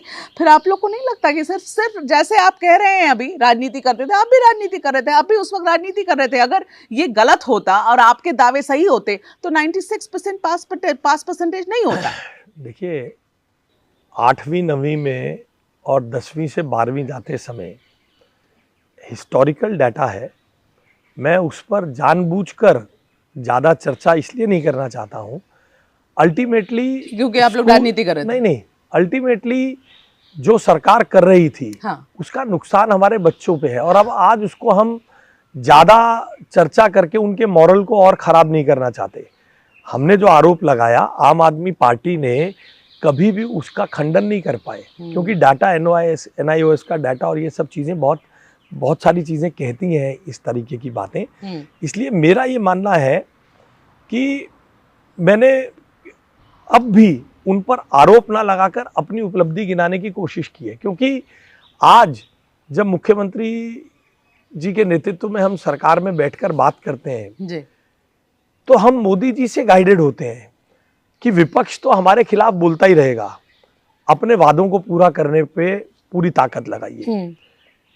भ्रष्टाचार का आलम कमरे बनाने में, EWS के एडमिशन करने में, EWS के एडमिशन में मैं आपको वक्त आने दीजिए, हम आपके, we have everything on record evidence. अच्छा। मगर अभी समय है कि हम जो हमारे बच्चों की फौरी ज़रूरतें हैं, उनको अच्छे क्लासरूम्स मिले, उनके जो स्पोर्ट्स का बजट पिछली सरकार कम करके चली गई उसको रिस्टोर करें, स्पोर्टिंग इकोसिस्टम को दिल्ली में खड़ा करें। इन सब चीजों पर हमारा फोकस ज्यादा है। ठीक है, अच्छी सारा बात है। दिन You are being constructive about सारा it। दिन इस बात पे कि तुमने नहीं, ईडब्ल्यूएस बिल्कुल नहीं, हम इस पे impact करना आगे ही नहीं बढ़ना चाहते। चाहिए ना आशीष भाई। इसलिए मैं उस पर बहुत ज्यादा टिप्पणी नहीं करना चाहता हाँ। हूँ, मगर अगर हमने जो आरोप लगाया तथ्यों के साथ लगाया और डाटा अवेलेबल है, मैं तो चुनौती दे के कहता हूँ आरटीआई से हाँ, मगर मांगिए। आपके तथ्य सही नहीं निकले हैं। हमारी रिसर्च में तो यही समझ आया। मुझे एक बात बताइए, आप जो ये स्मार्ट क्लासरूम की बात करें, एक बड़ा सा बहुत ही प्रैक्टिकल सा सवाल है ये, क्योंकि आप लोग कहते हैं स्मार्ट क्लासरूम, हम AI enabled, this that etcetera. To be very honest Ashish ji, आप मुझे बताइए, ये सब तो पिछले 3-4 सालों की ही पैदाइश है ना, एआई, चैट जीपीटी, ये सारी चीज़ें। अब आपके पास, मैं सच में जानना चाहती हूँ कि आपके पास ऐसे ट्रेन्ड टीचर्स हैं जो एआई एनेबल्ड क्लासेस कर दें, जो उससे मदद ले लें। पता चला सुबह टीचर घर में बैठ के चैट जीपीटी से पढ़ रहा है और फिर जाके क्लास में पढ़ा रहा है, तो क्योंकि कहाँ से ला रहे हैं आप? अगर है क्या आपके पास, या ट्रेनिंग दे रहे हैं? मैं आपको बताता हूँ। हाँ, हमने बहुत सारे प्राइवेट इंस्टीट्यूशंस हैं, बहुत सारे अच्छे लोग इस फील्ड में काम कर रहे हैं। हाँ। हमने कई लोगों के साथ कोलैबोरेट करके हमारे प्रिंसिपल्स ने सीएमसी स्कूल के, हमने उन्हें ट्रेन किया है। इन सब टीचर्स के नैनीताल में जाकर हमने एक डिज़ाइन करके इन सब प्रिंसिपल्स के साथ अच्छा 4 दिन का सेशन किया, हमारे डायरेक्टोरेट के अधिकारी और हमने। देखिए कि हमारे पास, हम विज्ञापन और विदेश टूर की ब्ला से ज़्यादा हाँ। हम अपने टीचर्स को एम्पावर करने के लिए हाँ। हमने गूगल के साथ, हमने जेमिनाई के साथ कोलैबोरेट करके इन लोगों को ट्रेन करने का काम किया। अच्छा। दिल्ली में देश का पहला राज्य है। हाँ। देखिए क्या है कि अखबारों में विज्ञापन देते तो शायद आप भी उसको देखती जी, मगर हम मानते हैं ठोस काम किया जाएगा। हाँ। दिल्ली देश का पहला राज्य है जिसने एआई को मासस के बीच में ले जाने का इकोसिस्टम खड़ा। एआई ग्राइंड 5 लाख बच्चों ने, हाँ। 5 लाख बच्चों ने A3 साइज के पेपर पर हाँ। दिल्ली की 10 प्रॉब्लम स्टेटमेंट का प्रोटोटाइप बनाकर हमारे साथ काम किया है। 5 लाख हाउस होल्ड्स में, उनके घर में, उनके माता पिता के साथ बच्चों ने वेस्ट मैनेजमेंट पे, वाटर मैनेजमेंट पे, ट्रैफिक मैनेजमेंट में, अनेक ऐसी चीज़ों पर 10 प्रॉब्लम स्टेटमेंट्स पर 5 लाख बच्चों को हमने एंगेज किया है। 5 lakh By using what? By using by a project called AI Grind. AI Grind. We went to each and every student, every school, ठीक है, propagated it. हाँ. We gave them these problem statements, educated them. And they came up with solutions. They came out with solutions. Okay. This is how you empower them. So, but This is Ashish, how do you expose them to new techniques. How many teachers do you really have who've been trained in this? I want to know what is the number of teachers that we are looking at here. देखिए हमारे पास जितने teachers हैं, हम उन सबकी upskilling पर गंभीरता से विचार और काम कर रहे हैं। विचार कर रहे हैं या काम भी कर रहे हैं। विचार, देखिए आपको एक बात समझनी पड़ेगी। हाँ। कई बार जब मीडिया यूं पूछता है ना, विचार कर रहे हैं, काम कर रहे हैं, जिसका विचार होगा वही काम करता है। बिना ये गलत है। नहीं ये गलत है। बिना नेताओं से तो बिल्कुल भी नहीं, आप लोग विचार ही करते रह जाते हैं। हाँ, आपकी मजबूरी, अगर आप ऐसा नहीं बोलेंगे तो पॉडकास्ट में आपको लोग मोदी मीडिया कहने लग जाएंगे। ये भी प्रेशर आजकल पत्रकारों के पास बहुत है। ये बहुत प्रेशर है पत्रकारों पे। सच्चाई नहीं, आजकल मैं स्पेसिफाई कर रही हूं, विचार कर रहे हैं कि काम कर रहे हैं। आजकल बहुत प्रेशर है, अगर आप ऐसा नहीं पूछेंगी तो आप पे आरोप लगने लग जाएंगे। मेरे ऊपर कोई प्रेशर नहीं आशीष भाई, मैं तो सिर्फ पूछ रही हूँ कितने ऐसे टीचर्स हैं जो थॉट बनाते हैं। हाँ। एक प्लानिंग करते हैं, उसी को इम्प्लीमेंट कर सकते हैं। It can not happen one fine day. But are you working on that? Yes, we are working on that. क्योंकि हमें ये नहीं समझ में आ रहा था कि आप लोग जब स्मार्ट क्लासरूम अभी ये जो मैं आपको बताता हूँ, अभी हमने जो लैंग्वेज लैब बनाया, हाँ। ये भी एक ऐसा, मतलब देश में शायद पहला एफर्ट है जिसमें हमने उसके साथ मैन पावर भी एंगेज की है। हाँ। हमने स्मार्ट क्लासरूम्स के टेंडर किए हैं, उसके साथ मैन पावर को ट्रेन करने का भी पूरी व्यवस्था, पूरे सब कामों को हमने बहुत गंभीरता से किया है। जितनी सारी चीजें बोल रहे हैं ना आशीष भाई, 31 मार्च के बाद बात करेंगे ना। हाँ, सुनने में इतना अच्छा लग रहा है कि कायाकल्प ही होने वाला है। और 2 साल रुकिए। हाँ, और 2 साल रुकूं? मेरी बात एक साल पूरी हो होने गया दीजिए, है। पूरी बात सुनने दीजिए। हाँ। पूरी, जब हमारी सरकार के 3 साल हो जाएंगे हाँ हाँ और हम अपने हर टारगेट को AI एनेबल्ड एजुकेशन को पूरा कर लेंगे, आप मेरी बात को गिरहे में बांध कर जाइए। आप 3 साल बाद अपने मेरे जैसे मित्रों को कहेंगी कि देखो मेरे फलाने मित्र चाहते हैं फलाने सरकारी स्कूल में उनके बच्चे का दाखिला हो जाए, मदद कर दो। इतना अच्छा कर देंगे आप? इतना अच्छा कर देंगे। 2 साल और मांग रहे हैं? हाँ, 2 साल और मांग रहे हैं? इस बजट में बहुत कुछ हो जाएगा। हाँ। बचा हुआ काम अगले साल के बजट में हो जाएगा। मैं पूरे आशान्वित हूँ। हमने मुख्यमंत्री जी को अपने प्लान्स बताए और हाँ। मुख्यमंत्री जी के मन में दिल्ली के जो ये सरकारी स्कूल है इनके संदर्भ में हम सभी, वे भी, मैं भी और हमारे बहुत सारे साथी इन्हीं स्कूलों से निकल के आए हैं, तो हमारे मन में उनके लिए करने की बहुत इच्छा है। करने की इच्छा है। 2 साल का समय आप मांग रहे हैं, तो अभी तो 9,000 अभी हो तो मैं जाएंगे। आपसे मैंने कुछ आपसे पूछ नहीं बताया। पाऊंगी फिर। अब आप कल्पना हाँ, करिए, देखिए कहना आसान होता है, आप कहते अभी मैं जो बार बार 700 कहता हूँ, गुजरात जैसा राज्य इस साल 1.5 लाख स्मार्ट क्लासरूम कर चुका है। ये तो 11 साल में, तो अगर 38,000 कमरे तो आज हैं, 11 साल में अगर 3-3 हजार कमरे किए होते तो 33,000 कमरे पूरे कर देते। कोई बजट की हमारे पास कौन सा, हमारे एक बार मनीष सिसोदिया जी के साथ आपको बिठाएंगे। आप सुनिए, बिठाइएगा। आप मेरी बात बताइए, ये सरकार तो 11 साल थी। जब ये बजट हमने पिछला प्रस्तुत किया तो इन्होंने कहा कि ये तो बेकार बजट है, कहां से लाएंगे पैसा, क्या हो गया, शिक्षा में पैसा कम है। मैं आज आपको ऑन रिकॉर्ड बता रहा हूं, इतने सारे स्मार्ट क्लासरूम, इतने कंप्यूटर हमने खरीद दिए। ये तो कहते थे कि ये बजट ही फेल है, ये तो कहते थे बजट कम कर दिया शिक्षा का। तुम्हारे ज्यादा बजट में स्पेंडिंग क्यों नहीं हुई, इसका जवाब कौन देगा? पूछेंगे इनसे 5 साल बाद, अगर ये दिल्ली की जनता के बीच में रेलेवेंट रहेंगे तो जवाब देंगे, पूछेंगे इनसे। रेलेवेंट रहेंगे या नहीं रहेंगे, इस पे भी सवाल है। जनता बताएगी। अब आप मुझे एक बात बताइए आशीष भाई, इतनी सारे आपने उपलब्धियां गिना दी। अब 10 अक्टूबर, ये मैं आपके लिए अब आंकड़े लेकर आई हूँ, 10 अक्टूबर 2025 तक दिल्ली के सरकारी स्कूलों में 10,000 शिक्षकों की पद खाली थे। ये आपका टेन्योर है। 5,000 तो आपने भर दिए, बाकी का अभी तक हमें कुछ पता नहीं है। और दिल्ली सरकार द्वारा फंडेड दिल्ली यूनिवर्सिटी, फिर आप ये नहीं कहिएगा DU, मैं आपके द्वारा जो funded Delhi university 12 colleges, 12 colleges में 900 टीचिंग पोस्ट खाली हैं। और ये जो 12 कॉलेज हैं इसमें ज्यादातर लोअर मिडिल क्लास के बच्चे पढ़ते हैं। इतनी बड़ी बड़ी उपलब्धि आपने गिनाई, आशीष सूद जी, इसका आप जवाब दें, क्या कर रहे हैं इस बारे में आप? देखिए, ये सरकार तो बड़ा क्रांति की बातें करती थी पिछली वाली। आप अपने बारे में बात करिए, ये आपकी बात है। 2025 के आंकड़े लेकर फिर चले गए आप केजरीवाल के पास। मैं बता रहा हूँ ना। हाँ बताइए। जब आपको रिकॉर्ड्स को सही करना पड़ेगा तो हिस्टोरिक डाटा के साथ कोलेट करना पड़ेगा ना आपको। ये कोई 10,000 केवल फरवरी से लेके अक्टूबर तक में खाली हो गए? पहले से खाली थे। पहले से खाली थे। तो आपने भरे क्यों? मैं बताता हूँ ना जी, क्यों खाली थे। आपकी टीम ने आपको रिसर्च करके बताया। पिछली सरकार ये कहती थी DSSB के पास एग्जामिनेशन सेंटर नहीं है, इसलिए एग्जाम कंडक्ट नहीं होते थे। ठीक है, ये रिकॉर्ड पे है। ठीक है। मैं फिर बार बार ये बातें चुनौती के रूप में उछालता हूँ आप जैसी मूर्धन्य पत्रकार के सामने। RTI लगाइए, पूछिए, डोंट बिलीव मी, RTI लगाइए, पूछिए।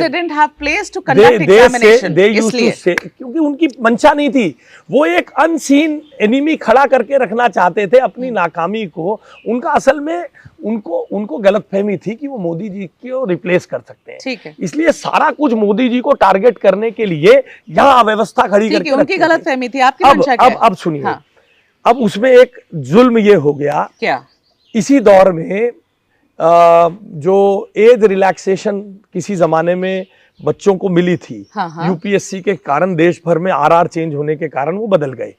TGT और PGT के बच्चों की आयु कम हो गई, परीक्षाएं बीच में हुई नहीं। एज इट इज एलिजिबिलिटी हासिल करने के लिए 25-26 साल लग जाते हैं, 29 में सब खत्म कर देंगे तो बेचारे बहुत सारे, तो हम फिर UPSC के पास गए हैं कि इनको रिलैक्सेशन दे दो। वन टाइम रिलैक्सेशन देके, these children are not at fault, they should be given proper chance to appear in the exams।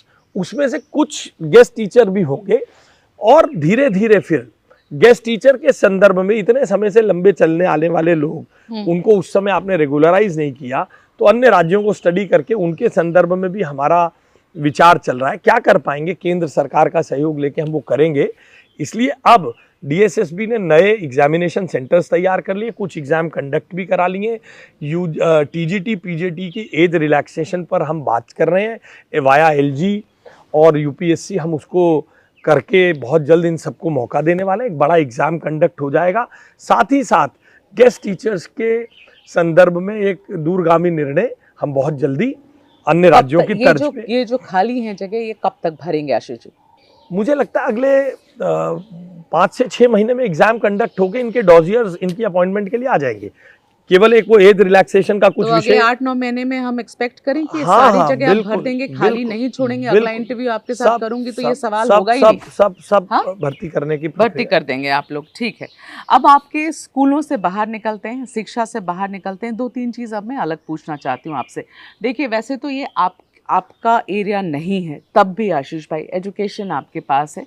पिछले दिनों एआई समिट में जो हुआ गलगोटिया यूनिवर्सिटी को लेकर, जिस तरीके की चीज़ हुई, सब ने देखा, वो अड़ गए वो यूनिवर्सिटी वाले। और उसके बाद भी जब उनके सामने रखा गया एविडेंस कि किस तरीके से वो झूठ बोल रहे थे, एक इंटरनेशनल इवेंट में, एक इंटरनेशनल प्लेटफॉर्म में पूरे कंट्री को शेम लेकर आ रहे थे। आप कैसे देखते हैं इन सारी चीज़ों के? मतलब जो यूनिवर्सिटीज़ आपके नीचे हैं, आपने कुछ किया, कुछ बोला उन लोगों से कि ऐसी चीज़ मत करिए हमारे देश के लिए कि इतनी शेम लेकर आए? देखिए, अपने देश की इज्जत के संदर्भ में हर किसी को जागरूक होना ही चाहिए। उससे बड़ा शेम तो जो अपनी छोटी राजनीति को पूरा करने के लिए टॉपलेस होके लोग घूमे और अपने को बेशर्मी से गांधी से कंपेयर कर रहे थे, गांधी जी से, उससे बड़ी शेम तो मुझे लगता है वो है। कंपैरिजन तो आपने तुरंत ड्रॉ कर दिया, तो सामने ही है, पूरा देश चर्चा कर रहा है उसको लेकर। और किस प्रकार से आप शेमलेसली आप गांधी जी से अपना कंपैरिजन ड्रॉ कर लें, दिस इज शेमलेस। वैसे राहुल गांधी की आपने सुनी उनकी स्टेटमेंट? उन्होंने कहा, ये हमने कल तो हमारे लिए हेडलाइन भी थी, उन्होंने ये कहा अभी 2 दिन पहले कि एआई समिट के बारे में सुना है कि नहीं सुना है, हमारे यूथ कांग्रेस वाले लड़कों ने जाकर काम कर दिया। तो ये तो उन्होंने मतलब बब्बर शेरों, जो तथाकथित बब्बर शेरों को कैसे लतियाया जनता ने, पता चल जाता है। देखिए, कई बार जो धरती से कटे हुए पॉलिटिशियंस है ना, उनको ऐसा लगता है कि जो वो सोच रहे हैं वही दुनिया है। देखिए, धरती से कटे हुए लोगों ने ये सोच लिया इमरजेंसी हटा रहे हैं, अब हम जब हो रहा है। जब अखबार बंद था, रेडियो बंद था, सब कुछ बंद था, जनता का दिमाग बंद नहीं होता है। जनता के जो सोर्सेस होते हैं ना, जैसे आपके सूत्र होते हैं, वैसे जनता के जो सूत्र होते हैं खबरें कलेक्ट करने के, जनता की जो मेधा है उसका कोई मुकाबला नहीं कर सकता। आप कहते रहिए, आपको लोगों को सोशल मीडिया पे अपनी स्पेस बना के रखनी है, जनता इससे नहीं चल रही है साहब। पूछा मैंने गलगोटिया के बारे में, आप ले गए शर्टलेस पर। शर्टलेस पे भी पूछना था, पर गलगोटिया पे आप लोग कुछ जवाब दे भी नहीं रहे हैं। देना चाहिए था, ये होना नहीं चाहिए था। जो यूनिवर्सिटी अपने आप थिंक ये university is completely at fault? हाँ, कि उन पर कोई एक्शन लेना चाहिए था? जरूर रेलेवेंट लोग उसकी जांच कर रहे होंगे और जरूर हो रहा होगा। मैं तो ये बात तो पक्की जानता हूं, मोदी जी के नेतृत्व में शिक्षा मंत्रालय ऐसी किसी भी चीज को हल्के में छोड़ता नहीं है, मैं इतना पक्का जानता हूं। I have no confirmed information at hand because that does not relate to my department, but I know the work culture of the government under the leadership of Shri Narendra Modi जी। जो कुछ जरूर कोई जांच, expecting की सब कुछ जरूर हो रहा होगा, एक्शन होगा। ऐसा नहीं देश को एम्बैरेस करने वाली किसी चीज को।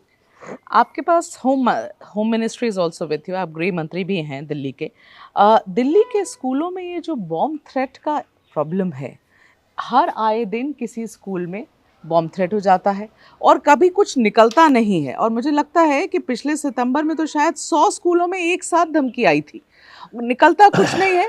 पर देखिए, फियर उसमें ये है ना आशीष जी कि पेरेंट्स को अभी ये लगने लगा है कि ये तो फालतू की चीज़ें, स्कूल से फ़ोन आ जाता, बच्चों को लेके जाओ, किसी दिन कुछ हो जाए। अब तो वो आप समझ रहे हैं कि ये कहाँ सिचुएशन क्या बन रही है। पहले हमारे लिए खबर थी, अब तो लगता है खबर भी नहीं, लेकिन पता नहीं किसी दिन कहीं कुछ गड़बड़ हो जाए। मगर ये आप गृह मंत्री हैं, ये क्या है? मैं आपसे इस बात में सहमत हूँ, हमारा भी कंसर्न है। हाँ। दिल्ली पुलिस के साथ हम लगातार इसको लेकर चर्चा में केंद्रीय गृह मंत्रालय के से भी हम मार्गदर्शन लेते हैं, और इसीलिए आने वाले समय में very soon you will see कि दिल्ली सरकार को जो जो ये फॉरेंसिक लैब्स को अपग्रेड करना है जी ये हमारे पास है, हमारे होम मंत्रालय के अंतर्गत जी। है।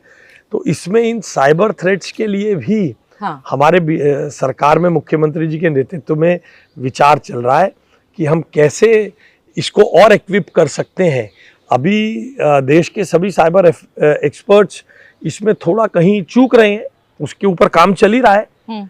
और हम दिल्ली चूक की रहे हैं साइबर एक्सपर्ट्स, हम दिल्ली की साइबर लैब्स को, दिल्ली की फॉरेंसिक लैब्स को इसके लिए इक्विप करने की तैयारी कर रहे हैं। पर अब ये प्रॉब्लम क्यों, व्हाई इज दिस हैपनिंग? और ज्यादा हो गया पिछले एक साल, डेढ़ मैं साल में आपसे ज्यादा हो सहमत गया। हूँ, हाँ, मगर मैं इस पर, क्योंकि सीनियर पुलिस अधिकारी और बहुत सारी जांच एजेंसीज इस पे काम करती हैं, जी मैं इस पे कोई भी पॉलिटिकल स्टेटमेंट करने से थोड़ा बचना चाहता हूँ, क्योंकि ये बड़ा सेंसिटिव मामला है। आपके पास पावर का भी मंत्रालय आप ही के पास है। यू हैव पावर इंफ्रास्ट्रक्चर के लिए आप लोगों ने अभी काफ़ी कुछ करने की कोशिश की है। वी आर बीइंग टोल्ड ये काफ़ी हिस्टोरिक मूव हो सकता है अगर आप इसको इम्प्लीमेंट कर पाएँ ठीक से। 17,000 करोड़ खर्च कर रहे हैं आप दिल्ली के पावर इंफ्रास्ट्रक्चर को मॉडर्नाइज करने के लिए। तो मैं ये समझना चाहती हूँ कि दिल्ली की तस्वीर उसके बाद कैसे उभरेगी, क्योंकि पैसा बहुत इन्फ्यूज़ कर रहे हैं, प्लान्स हैं आपके। प्लान्स क्या हैं लोगों को, जो आम लोग हैं ना, जिनसे असर होगा डायरेक्टली आपके ये डिसीजन का, उनके लिए बताइए क्या तस्वीर निकलेगी? मैं आपको दो बातें बताना चाहता हूँ। दिल्ली में ट्रांसको है, दिल्ली ट्रांसको लिमिटेड DTL, जिसका काम है बिजली को ट्रांसमिट करके लाना, और डिस्कॉम्स हैं जिसमें राज्य सरकार का भी शेयर है और BSES और टाटा के पास वो है जो लोगों के घरों तक बिजली पहुंचाते हैं। जी। परसों ही हमने एक बहुत बड़ी वेंडर मीट की है जिसमें देश भर के वेंडर्स को DTL के बीच में हमने बुलाया। लोगों का विश्वास ही खो गया था। टेंडर होते थे, इम्प्लीमेंट नहीं होते थे, पेमेंट नहीं होती थी। अभी हमने पिछली DTL के बोर्ड मीटिंग में 7,500 करोड़ रुपीस के अपग्रेडेशन के प्रोजेक्ट्स को सैंक्शन किया है, ताकि आप उसको उसके माध्यम से ले जाकर अपना नई स्कीम्स बनाएं। हाँ। क्योंकि बड़े प्रोजेक्ट्स होते हैं, हाँ। 2-3 साल लग जाते हैं धरातल पे आते हुए। ठीक है। तो 7,500 करोड़ रुपए के प्रोजेक्ट्स DTL में पहली बोर्ड मीटिंग में हमने अपग्रेड करने के लिए किए हैं। साथ ही साथ दिल्ली पावर मास्टर प्लान की तरह का एक प्लान हमने बनवाया है। हाँ। जिसमें पहले 1 साल में दिल्ली की हर विधानसभा में ट्रांसफॉर्मर्स, वायर्स, जंपर्स, थोड़ा कंडक्टर्स को कैसे बदलना है, और अगले 3 साल में 31 मार्च 2029 तक क्या क्या बदल देंगे। हाँ। क्योंकि दिल्ली का एक बड़ा हिस्सा है। हाँ। दिल्ली का एक बड़ा हिस्सा है, जैसे हमारे पश्चिमी दिल्ली में उत्तम नगर के बाद तक के पीछे की, जहाँ पर अनऑथोराइज्ड कॉलोनीज में लोग मकान बना रहे हैं, लोगों के मकान बन रहे हैं, और वहाँ पर बिजली की खपत बढ़ती जा रही है। HVDS सिस्टम तब लगाया था एक पोल माउंटेड ट्रांसफॉर्मर्स के साथ, they have outlived their life। तो कितने ट्रांसफॉर्मर आज हमारे पास एक विधानसभा में अगले 3 साल में कितने ट्रांसफॉर्मर बदले जाने हैं, कितने किलोमीटर कंडक्टर बदले जाने वाला है, ये सब टेबुलाइज्ड है। हाँ। और धीरे धीरे इसमें से हाँ। इस साल 2,000 करोड़, अगले साल इतना, उसके अगले साल इतना, और 31 मार्च 2029 तक हम पूरा जो पावर के इंफ्रास्ट्रक्चर को रिवैम्प कर देंगे। और ये देखिए पूरा 5 साल ले लिया, 31 मार्च 2000, देखिए ये सब समय लगेगा। ये आप समझिए, ये रेगुलेटरी बिजनेस है। हाँ। तो ये सब चीजें, पिछला एक रेगुलेटरी एसेट 31,000 करोड़ का हमारे सामने खड़ा करके देखे गए हैं। कुछ बजटरी सपोर्ट हम देंगे, नहीं तो ये सारा पैसा भी तो पब्लिक से लिया जाएगा। ये रेगुलेटरी बिजनेस है। हम केवल हम ही नहीं है, रेगुलेटर से भी जाकर उस प्लान को DPR को पास करा के लाना पड़ता है। वो पैसा फिर कितना सरकार देगी, कितना कंज्यूमर पे पास ऑन होगा, इन सब चीजों की इट्स ए कॉम्प्लेक्स सिचुएशन। और 31,000 करोड़ रुपए का 31,000 करोड़ रुपए का बैकलॉग हमारे पर छोड़कर गई है। ठीक है, ठीक है। So it will take time. आपके पास अर्बन डेवलपमेंट, मगर मैंने आपको ये कहा, देखिए आप inverted comma it will take times कह रही हैं। मैंने आपसे बताया 1 साल और 3 साल दोनों के प्लान है। 1 साल में short term low hanging fruits achieve किए जाएंगे। 2029 तक हम पूरा 31 मार्च तक, 31 मार्च 2029 अब आपके छोटे छोटे प्लान्स पे कितना ध्यान, कोई आपके जो 1 साल का लो हैंगिंग फ्रूट जो है, पहले जो लो हैंगिंग फ्रूट है उनको 1 साल में अचीव हो जाएगा और साथ साथ अच्छी अगले बात है, पर जो जनता है वो तो फाइनलिटी ही हाँ जी, देखती हाँ है जी, ना, तो बिल्कुल। जनता के हिसाब से ही बात करती हूँ आशीष जी। आपके पास अर्बन डेवलपमेंट भी है, और जो सबसे बड़ी चुनौती हम लोग देखते हैं इस मंत्रालय में, उसके सामने उस दिल्ली के शान में जो बट्टा लगा देते हैं आपके बड़े बड़े कूड़े के पहाड़। आप काम कर रहे हैं, ठीक भी करने की कोशिश कर रहे हैं, लेकिन कई जगह अभी काम बहुत बाकी, और राजनीति भी क्या खूब जमकर होती है। अब ये जो जहाँ जहाँ कूड़े के हैं आपके पहाड़, कभी विरोधी दल चले जाते हैं, कभी आप ही के लोग चले जाते हैं, कब तक खत्म होगा? कब तक उसको आप लैंडस्केपिंग करेंगे, उसे देखने में अच्छा लगेगा, वहाँ बदबू नहीं आएगी, और वहाँ इतने जो चील व्हील सब घूमते रहते हैं, आप क्रॉस करिए ना उन सब जगहों को जो हम क्रॉस करते हैं, जो देखते हैं, जो हाल होता है, वो कब तक ठीक होगा? देखिए, दिल्ली में 3 जगह इस तरह के कूड़े के पहाड़ हैं। Okhla is almost clear. Is almost clear? Yes. Okay. और भलसवा का जो लैंडफिल साइट है, वो आप इस अक्टूबर तक आपको पहाड़ वहां नहीं मिलेगा। इस अक्टूबर तक भलसवा का नहीं मिलेगा। लैंडफिल जो है गाजीपुर में हम्म। गाजीपुर में जहां जहां पांव पड़े संतन के, वहां वहां बंटा धार हुआ। अरविंद केजरीवाल जी वहां फोटो खिंचवाने के लिए गए थे, और ये कूड़े के पहाड़ चुटकी में, मेरे को नगर निगम जिता दो, चुटकी में खत्म कर दूंगा। जनता ने जिताया, और अब की बार मेयर का चुनाव भी लड़ने नहीं आए। तो कितने बड़ी कन्विक्शन के साथ ये लोग दिल्ली की राजनीति करते थे। वहां पर जो रिमीडिएशन का काम चल रहा है, ट्रॉमिल्स लगाने की जगह की कमी थी, तो हमने लाइजन किया है उसके एडजॉइनिंग ही बिल्कुल 5.5 एकड़ का एक प्लॉट है। Almost all formalities at the level of the LG and DD are complete. Very soon it will be transferred to us. तो हमारे पास वो एक बहुत बड़ा जो एक कंस्ट्रेंट गाजीपुर का था, आप शायद उसी तरफ से, मैं गाजीपुर हाँ, की ही बात कर रही आते हूँ हैं, आपसे, हाँ। तो इसलिए नहीं, मैं आती नहीं हूँ, लेकिन हाँ, गाजीपुर हमारे पास जैसे ही हमारे पास वो लैंड का पीस बहुत जल्द, मे बी आज जब तक ये शो 1-2 दिन में आप लोग जारी करेंगे, तो शायद तब तक भी वो लैंड हमारे को ट्रांसफर हो सकती है। It is so near. अच्छा, इट इज सो नियर। तो वो तो हमने खत्म कब होगा ये? वो उसके बाद थोड़ा सा उसके टेंडर को रिवाइज करेंगे जी। उसका एक दोबारा से ड्रोन मैपिंग की जाएगी कि कितना टन ये है। देखिए, आपको एक बात समझनी पड़ेगी, कभी भी कोई आपको इस डिटेल को बताएगा नहीं। मुझे अच्छा लग रहा है कि आप डिटेल समझा रहे हैं। मैं आपको बताता हूँ, सुनिए। एक और तो लीगेसी वेस्ट है जी। इसको लीगेसी क्यों कहते हैं? लीगेसी इसलिए कहते हैं कि जब 1 साल पुराना ये हो जाएगा तब रीमीडिएशन शुरू होगा। अच्छा। अगर हम इसी प्रकार से इसको रीमीडिएट करते रहेंगे, हाँ। तो 1 साल में एक नया पहाड़ तैयार हो जाएगा, क्योंकि दिल्ली तो रोज 14-15 हजार मीट्रिक टन कूड़ा रोज निकाल रही है। बिल्कुल। तो इसलिए हमें 2-fold टेक्निक पे काम करना पड़ रहा है। हाँ। एक, लीगेसी वेस्ट को खत्म करते जाएंगे, और नया साथ ही साथ जो अभी वेस्ट आएगा, उस वेस्ट को साथ ही साथ ट्रीट करने के लिए वेट वेस्ट को ट्रीट करते जाना है, ताकि जब तक 1 साल में ये, मान लीजिए कोई 10 लाख मीट्रिक टन हम 1 साल में खत्म करेंगे, तो बता रहे 3 लाख मीट्रिक टन फिर खड़ा हो गया। तो उसके लिए वेस्ट टू एनर्जी प्लांट, ऐसी टेक्निक्स जो इस गीले कूड़े को तुरंत बायो माइनिंग में हम उसका इस्तेमाल, कई तरह की टेक्निक्स पर काम चल रहा है साथ समय। मैंने आपको बताया, भलसवा तो इस अक्टूबर से सितंबर तक खत्म हो जाएगा। गाजीपुर जब हमारे पास लैंड आके हम उसका दोबारा से एक बार सर्वे करा लेंगे, तब मैं आपको उसकी डेट बताऊंगा। हमें एग्जैक्ट पता रहे हमारे पास कितना इस समय वहां कूड़ा बकाया है, क्योंकि एक अंदाजा तो होगा। मेरे को लगता है अगर हमारे पास अभी अगले 10-20 दिन में जैसे ही हमारे पास लैंड आ जाएगी, तो we will go in for survey in another 1 month, may be another 1.5 year we will able to clear that too. नया टेंडर करना पड़ेगा। साल में क्लियर कर देंगे गाजीपुर, बहुत लोगों का भला करेंगे अगर ऐसा करेंगे आप। तो हम लोगों के आशीर्वाद से, हम लोगों के आशीर्वाद से उनकी सेवा करने के लिए ही आए हैं। उनका भला नहीं करेंगे, उनकी सेवा हमारा ही काम है। लोग रखते हैं, यही हमारा काम है। अच्छा, एक और सवाल मैं आपसे लेना चाहती हूँ। मुझे पता है कि लॉ एंड ऑर्डर दिल्ली सरकार की, दिल्ली में लॉ एंड ऑर्डर सेंटर के पास होती है, तब भी ये जो एक थोड़ा सा डिस्टर्बिंग इंसिडेंट हुआ होली वाले दिन, दिल्ली के उत्तम नगर का इंसिडेंट था ये। 26 साल के एक हिंदू लड़के की हत्या हो गई वहां पर, और हत्या का आरोप पड़ोस पे लगाया गया, पड़ोसी पर, जहां एक मुस्लिम परिवार रहता है। इसके बाद एमसीडी के कर्मचारी बुलडोजर लेके आरोपी के घर पहुंच गए, घर तोड़ने के लिए, जिस पर दिल्ली हाई कोर्ट ने रोक लगा दी।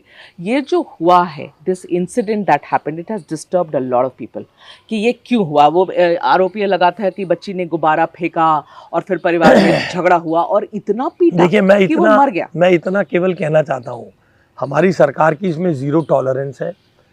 कोई कितना भी बड़ा ग्रुप क्यों ना हो, कोई कितना भी बड़ी फैमिलीज क्यों ना हो, सब अपना फेथ, सब अपना बिलीफ राजी खुशी मनाए, दूसरे को डिस्टर्ब कोई ना करे, इस पर हमारी जीरो टॉलरेंस है। हाँ। और जो घटना हुई है उससे हम भी पीड़ित है, कानून ने उस पर कार्रवाई की है, तुरंत पुलिस ने इंटरवेंशन करके गिरफ्तारियां की हैं। लगभग 14 लोग, मेरी जानकारी के मुताबिक लगभग 14 लोगों पर 302 का मुकदमा लगाकर गिरफ्तार किया गया है, और हमारी सरकार ने भी उस पर एक्शन लिया है। हम जनता को इतना कहना चाहते हैं, अपने बिलीफ को, अपने फेथ को शांतिपूर्वक तरीके से मनाएं। कोई किसी इलाके में संख्या बल में ज़्यादा है, इसका अहंकार जो रखेगा उसके प्रति जीरो टॉलरेंस है। जिम्मेदारी से कह रहे हैं? बहुत पूरी जिम्मेदारी से कह रहा हूँ। ठीक है, तो ये अच्छी बात आप कह रहे हैं, और आपका मैसेज, अगर जो मैं समझ रही हूँ वही आपका मैसेज है, तो hopefully this will be taken rightly. आप बताइए कि ये तो आप ही के अंडर आता है, पुलिस भले ही सेंटर के पास है, लेकिन आरोपियों को सज़ा दिलाने का काम आपके पास है, ये आपके मंत्रालय के अंदर आता है। और जो कन्विक्शन रेट है दिल्ली में, वो कन्विक्शन रेट बहुत ही डिसमल है। कम से कम 20% से बढ़ाया जाए, ऐसा लोगों ने सोचा था कि आपकी सरकार आएगी तो कम से कम कन्विक्शन रेट ठीक होगा। जितना होना चाहिए उतना कन्विक्शन रेट दिल्ली में नहीं। देखिए, मैं फिर इसका जवाब आपको दूंगा तो आप कहेंगे देखो आप तो हर बात पिछली सरकार पे कहते हैं, मगर तथ्य तो बताने पड़ेंगे आपके माध्यम से दिल्ली की जनता को। दिल्ली पुलिस का प्रोसिक्यूशन रेट डिसमल इसलिए है क्योंकि जैसा आपने कहा राज्य सरकार को देने, जब पुलिस को जो वकील चाहिए, राज्य सरकार शरारतपूर्ण तरीके से वो वकील ही उपलब्ध नहीं कराएगी तो पुलिस केस कैसे लड़ेगी? मतलब देखिए, प्रोसिक्यूशन के लिए वकील, तो प्रोसिक्यूशन हमारे होम डिपार्टमेंट का काम है। तो पिछली सरकारें जो मान लीजिए एक्स वकील, मान लीजिए आप कोई अच्छी वकील है, दिल्ली पुलिस ने कहा ये वकील देना है, तो दिल्ली सरकार को पता है, दिल्ली सरकार गुटबाजी करती थी, फिर बाद में कहते थे देखो आपका तो केस ही कर, वो ऐसे वकील ही नहीं देती थी दिल्ली पुलिस। इसलिए हमने अब ऐसे केसेस में, गंभीर केसेस में जैसी जरूरत है पुलिस को, ऐसे वकील उनको अलॉट करना, उनकी जरूरत के अनुसार उपलब्ध कराना। मतलब केजरीवाल की सरकार वकील ही नहीं अवेलेबल करा रही थी कि कन्विक्शन रेट खराब हो, मतलब अपने ही कन्विक्शन रेट को खराब करना चाहते थे वो लोग। अब उनको ताहिर हुसैन के खिलाफ कैसे कन्विक्शन होने देंगे? वकील ही नहीं देंगे, फिर कहेंगे ताहिर हुसैन एक केस है, ऐसे सैकड़ों केस है, आपको तो ऐसे हजारों केस है। आशीष भाई, आपको तो गृह मंत्रालय ने, सेंटर ने आपको निर्देश दिया है कि ठीक करो ये हाँ, कन्विक्शन तो रेट। बिल्कुल दे रहे हैं। इसलिए बढ़िया वकील जो पुलिस मांगती है, देखिए you will like, you are recording this show, you are given a team of your choice. आपकी रिसर्च कौन करेगा? आपके ये अगर वो होस्टाइल ही होकर आपको रिसर्च ही नहीं देंगे तो कैसे? तो एक टीम होती है। अच्छा, एक टीम होती है दिल्ली पुलिस को, अगर केस को प्रूव करना, they need good lawyers to contest the case, and you have now gotten good lawyers. we are now providing them the legal assistance as required by them. NCRB के जो data हैं crime rates के, उस मामले में अब ये समझ में आ रहा है, जो लेटेस्ट आंकड़े हैं, बताया जा रहा है कि दिल्ली में क्राइम 8% से बड़ी है, जो सभी मेट्रोपॉलिटन शहरों में सबसे ज्यादा है। अब यहाँ इसमें अब आप क्या कहेंगे? आपकी सरकार यहाँ पर दिल्ली में, अब सेंटर में आपकी सरकार डबल इंजन, ट्रिपल इंजन, पता नहीं कितने इंजन, लेकिन तब भी बढ़ रही है ना, 8% से बड़ी है ना क्राइम। केंद्रीय गृह मंत्रालय के मार्गदर्शन में डीएम कार्यालय के साथ और दिल्ली पुलिस के साथ कोऑर्डिनेशन में ऐसी बहुत सारी चीजें मैं आपको बता रहा हूँ ना। उसके लिए देखिए, हमने district level police committee, people और पुलिस के बीच में कोऑर्डिनेशन की। बहुत जल्दी थाना लेवल कमेटी को भी हम उनके हाथ में जारी करने वाले हैं। थाना लेवल कमेटी उनको हम बनाकर दे देंगे, तो पुलिस, पब्लिक, आरडब्ल्यूए, व्यापारी, एक कोऑर्डिनेशन का सिस्टम खड़ा हो जाएगा। एक धीरे धीरे देखिए ये सब चीजें ना पिछले सालों में बंद हो गई थी। ये बहुत पुराने जमाने से एक टेक्निक थी पुलिस का विश्वास जीतने का, पुलिस का इंफॉर्मेशन इकट्ठा करने का। RWAs, मार्केट एसोसिएशंस, मंदिर committees, many influential people used to be called in the Thana level committee and discussed about the law and order situation, which in last 11 years were made to die. We are reviving all these institutions. आशीष भाई, मतलब इतना भी आप केजरीवाल जी के ऊपर डाल दीजिएगा, मतलब एक साल तो हो तथ्य गया है है ना, आप ये हम तो लोग बना को, रहे हैं, हम एक तो ही साल का डेटा तो बता रही हूँ कि कब बड़े कह रहे हैं, हैं। हम कब कह रहे हैं कि हम तो कह ही रहे हैं कि हम इन सब चीजों को वापस विश्वास आप बहाली। कम से कम मानिए तो सही कि एक साल में आप लोग के आपके राज में 8% बढ़ा है यहाँ पर क्राइम, तो उसका जवाब आप देंगे या केजरीवाल अपने 11 साल मैंने से आपसे देंगे? बताया, हम हाँ। केंद्र सरकार के मार्गदर्शन में दिल्ली पुलिस, डीएम कार्यालय और हमारे बाकी एजेंसीज के साथ मिलकर हम इसको स्ट्रीमलाइन करने के लिए ठीक है। एफर्ट कर रहे अब फाइनली जरा अरविंद केजरीवाल जी पर आए, क्या हुआ आशीष भाई? आप तो सरकार में हैं, बताइए, इतनी बड़ी केस माउंट करी आप लोग ने अरविंद केजरीवाल के ऊपर, जेल भी भेजा उनको, इलेक्शन में भी तकलीफ करवाई, इतना उन्होंने क्लेम किया कि भाई परेशानी आपने इतनी कर दी, उनको जेल के अंदर डाल दिया कि वो इलेक्शन जीत ना पाए, हार ही गए इवेंचुअली। पर कोर्ट को तो लगा नहीं कि आपकी बातों में दम है, छूट गए अरविंद हैं। केजरीवाल आपकी जी। भी स्टेटमेंट अर्ध सत्य है। अर्ध सत्य मैं है। बताता हूँ, केजरीवाल जेल में नहीं थे। केजरीवाल वो आम आदमी है जिनको कोर्ट ने जमानत दी चुनाव प्रचार करने के लिए, वापस भी गए थे भाई। और अभी तक वापस नहीं गए, अभी जमानत पे है। और जमानत पे छूटे आदमी के बयान पर आप मुझसे जवाब मांग अरे रही भाई, है। जमानत पर छूटा हुआ आदमी है। कोर्ट में तो आप लोग ने कुछ प्रूव और नहीं ना, कर सके, छूटे कैसे ये? कोर्ट तो पब्लिक की कोर्ट होती है साहब। पब्लिक की कोर्ट में उसने कहा अगर मेरे को इस बार 7 सीट कांग्रेस के साथ मिलकर लड़ रहा हूं, अगर मुझे जिता दिया आपने, अच्छा। तो मैं जेल नहीं जाऊंगा। पब्लिक ने हरा दिया, ले जेल जा। फिर उसके बाद उन्होंने कहा है उसको माने ही नहीं करेंगे। मैं देश के न्यायपालिका पर आपका नहीं है विश्वास। अब आप कितने कन्वीनियंटली आपने बोला कोर्ट तो जनता की कोर्ट ने हरा दिया। अरे जिस कोर्ट की दुहाई देते आशीष भाई आप लोग, बार जवाब तो देने दीजिए मुझे। आप मुझे मालूम है बड़ा आरोप लगते हैं पत्रकारों पे, बड़े आरोप लगते हैं गोदी मीडिया के, इसलिए आप हमें बोलने ही नहीं देते। इस प्रेशर में देखिए क्या हुआ, क्यों नहीं जवाब अपना केस क्यों नहीं साबित कर आप सके? चिंता मत करिए, आप मूर्धन्य पत्रकार हैं, आप पर कोई गोदी मीडिया का आरोप नहीं लगा पाएगा, मगर मुझे जवाब देने दीजिए। सुनिए, देखिए केजरीवाल जी जमानत पर छूट कर आए चुनाव में पार्टिसिपेट करने के लिए। उन्होंने कहा कि मैं जेल नहीं जाऊंगा अगर आपने मुझे 7 सीट जिता दी। जनता ने हरवा दिया। फिर 25 का चुनाव आया। फिर बोले कि देखो मैं तुम बीजेपी ये कर देगी, मेरे को जेल भेज देगी, फिर हरवा दिया। अब देखिए मेरी बात सुनिए, उनका केस क्या है कि लोअर कोर्ट ने ये सीबीआई को गाली दे दी, हाई कोर्ट ने, इसलिए मैं कट्टर ईमानदार हूं, हाई कोर्ट ने कहा ना सीबीआई के अधिकारियों के बारे में की गई टिप्पणियों को हम तुरंत रोकते हैं। इसका मतलब केजरीवाल अब अगर वहां पे लोअर कोर्ट के कहने पर, सीबीआई के अधिकारियों को कुछ कहने पर वो कट्टर ईमानदार हो गए थे, तो हाई कोर्ट की ये टिप्पणी देने पर कि उन अधिकारियों के बारे में गलत टिप्पणी हुई है, एक सेकंड क्या कहना मेरा ये कहना है ना कि that is a historic judgment. उसमें पहली बार पूरा केस चलाए बिना ये हुआ है, तभी हाई कोर्ट ने उस पे अपनी टिप्पणियां की हैं। Are you suggesting कि लोअर कोर्ट ने गलत जजमेंट दिया है? ये तो हाई कोर्ट अपने आप उसके बारे में देख रही है, हाई कोर्ट जवाब देगी। ये अपीयरेंटली सबको ये दिख रहा है क्या हो रहा है। देखिए बिना अप्रूवर की स्टेटमेंट लिए वो छूट गए, और उन्होंने लोअर कोर्ट ने सीबीआई के अधिकारियों पे कुछ टिप्पणी की, हाई कोर्ट ने उन टिप्पणियों को रोक दिया। उन टिप्पणियों को रोक दिया। उन टिप्पणियों ने अगर केजरीवाल को कट्टर ईमानदार बताया था, तो हाई कोर्ट के उसे रोकने पे केजरीवाल स्वतः ही कट्टर बेईमान हो गए। Let's just focus on the case and tell me कि उनका छूट जाना केस के बारे में देखिए या तो आप कहिए कि लोअर कोर्ट बिल्कुल गलत है।